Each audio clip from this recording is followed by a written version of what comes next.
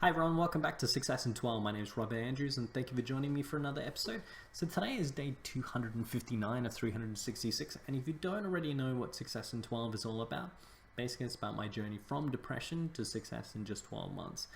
And really, if you want to get a good overview and understanding of what Success in 12 is, go to SUCCESSIN12.com. You'll be able to get a good understanding of where I currently am in my journey, where I've come from, and also where I'm going as well. And additionally to that, if you want to see all the blogs, you can actually go through the link to successin12.blogspot.com, or you can just go there directly. Unfortunately, successin12.com won't be available until the 21st of April. So till then, go to successin12.blogspot.com. Hopefully I haven't made that too confusing. And give you a quick overview as to why I'm doing these vlogs. Hopefully what I'm going to do is just give you a good overview and understanding of all the highlights that have happened for this day. And as you can see, for day 259, 8:07 is when I wake up, and I actually haven't practiced my visualizations and incantations and done my thoughts of appreciation at the beginning of the day. Just really put myself in that positive state, and I've kind of forgotten to do that. I have implemented it today, which is day 265, but I haven't done it for day 259. And this is when all these changes will be made, because I did yesterday I did day 258 and day 257, where I noticed this pattern of where I'm not actually practicing, waking up and practicing this appreciation the first thing in the morning. So what I'm going to do is make sure that I condition this in daily so that it becomes a habit. It's just where my mind just automatically goes. And to explain also, I'll explain more in detail as to why that's so important on successin12.com. So please go visit that website if you want to know more. And if you want to see these timelines, go visit successin12.blogspot.com, or just follow the link through from successin12.com.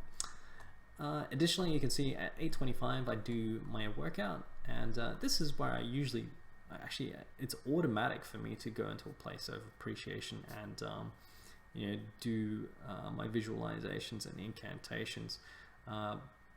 And the reason why I want to change that to, just also include doing that the first moment I wake up, is because I'm not always doing exercises, not always doing my stretches, and the first thing I do is wake up.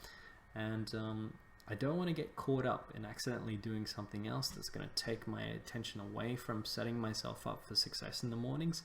So really, setting it up in association to exercise is great, but it's not quite as good as setting it up for the first moment I wake up, because something can happen as soon as you wake up, and it takes you into a different kind of mode and different kind of mentality, and you just get stuck in some sort of fear mode or whatever for the rest of the day. So I want to make sure that I start that at the very beginning of the day, rather than trying to wait until I actually start doing exercise. As you can see there, I'm doing sit-ups, and I'm increasing them. If you already watched previous vlogs, for the first set I did 40, second set 38, third set 38. Knee stability exercises as well, various stretches, side and front split stretches within my comfort zone. And the reason why I'm doing that is it's not really that important that I try to achieve the split. It's more important that I'm really just trying to prevent injury while I'm doing these massive amounts of exercises that I'm trying to do to be able to achieve my ability to be able to dunk a basketball, which is, I apologize if you're not into basketball, but if you've ever had anything that you've really tried to achieve and everyone tells you can't do it. And the thing is I'm 5'9", which translates to 170 something centimeters, 175 or 178, and so that's pretty short for someone who actually dunks a basketball. And though there are people who are 5'5" and 5'6" who can dunk, I've always been told all my life that because I'm under 6 foot, there's no point trying, because it's just almost impossible. And I had that mentality stuck into my head, because of the other negative people. And you can probably relate, where someone has told you, you can never do this, you can never do that. And I've reached this age where I'm 35, where I've just said, you know what, that's something I always wanted to do. And like, you know, I grew up watching all these famous, you know, basketball players doing these dunks and, you know, these cool tricks. And I was like, you know what, if I don't do it now, I'll never be able to do that. And so my back's up against the wall with this, and I'm like, you know what, I'm going to try to achieve this. If I don't achieve it, then, you know, at least I tried. I gave it 100%. I put a whole year to, you know, trying to achieve this. That's fine. I can put it behind me. But right now, if I've got the opportunity, I'm gonna do this, and it's also in line with 2 of my other goals. And I actually plan on including more of my goals to really help me achieve this goal here, Success in 12, the dunk challenge. And the thing is like, it's directly in line with my health challenge, you know, create an amazing level of health, and it's also directly in line with my, you know, creating a massive level of strength and flexibility. And so for me, that's a great and exciting way of, like, you know, fueling my goals. And, you know, because I have one amazing goal that sort of like chunks them all together and, like, you know, creates that drive, emotional drive and intensity for me to want to, and excitement to want to be able to achieve it, then it should be so much easier for me to achieve. And as you can see, with the exercises I've incorporated here, I've actually started to do some real dunking exercises, because now I've created enough strength and stability in my knees. As you can see, prior to that, I said I did knee stability exercises. So what I do is I do seated jumps. So that's where you sit in a chair and then you jump up as high as you can. I do 3 sets of 8 of those. I do lunges as well, so 2 sets of 12, no weights, just starting off with no weights. Calf extensions, so that's when you stand up and you're just standing on your tippy toes, so 2 sets of 10 of those.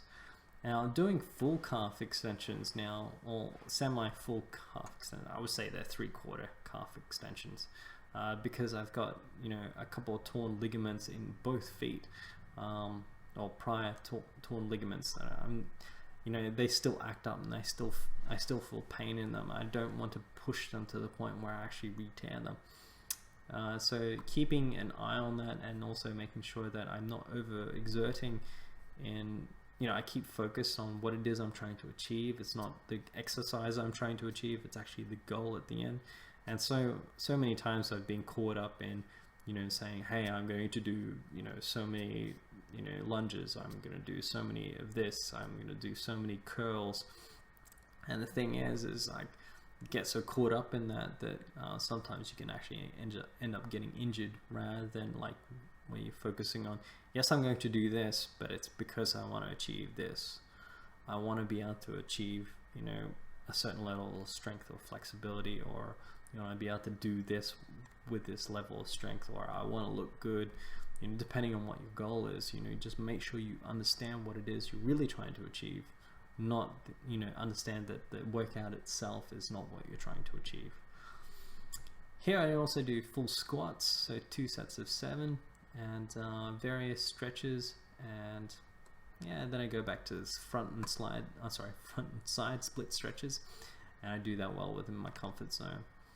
And moving right along, it doesn't really look like I do too much. I do a power nap at 11:13, and I didn't really sleep very well. But what I try to do, reason why I do that is because I did some research and I worked out that your body actually releases growth hormone, or more growth hormone, if you do a power nap in the middle of the day, or like, you know, just try to find a moment where you can, you know, do a little power nap somewhere in the day. And so you get more of that growth hormone in your body. And especially after doing exercises, I figure, well, like, you know, if I'm going to have growth hormone, it might be good if I'm doing that straight after exercising, or some time after exercising, rather than, like, you know, 4 or 5 hours later, or 3 hours later. Also, additionally, I start working on recording the vlog, so it's for day 254. I'm so far behind. That's terrible. So that was for day 257. As you can see, I actually increased that gap of how far I'm behind, because I didn't do any recordings over the weekend, which was, sorry, day 263 and day 262. Yeah, I didn't do any recordings for those days. Basically, that's all I really did, was convert the vlog up to social media. that takes a couple of hours to do, and yeah, other than that, nothing else has really happened. But hopefully you got something from all those highlights. So that was day 259. And like I said, if you want more of a greater understanding as to what Success in 12 is all about, go to successin12.com. Thank you very much. Bye.